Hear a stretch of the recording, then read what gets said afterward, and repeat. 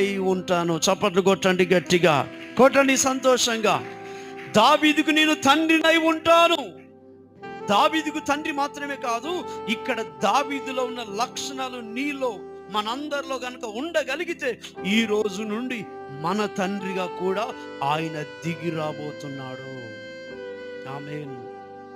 నేను అతనికి తండ్రిగా ఉంటాను అంటే బాధ్యత మొత్తం దేవుడు తీసుకుంటున్నాడు దావీదు విషయంలో. ఇదిగో దావీదు, కేవలం నువ్వు ముందు వెళ్ళు, నీ వెనక నేను వస్తాను. నీకు ఏ యుద్ధములో కూడా నీకు ఓటమి రానివ్వను. యుద్ధము చేసేది నువ్వైనా నీ వెనక జయమునిచ్చేది నేనే. నువ్వు అడుగు పెడుతున్న ప్రతి స్థలంలో నీ వెనక నేను వస్తాను. ఏ తెగులు నీ గుడారం సమీపించదు.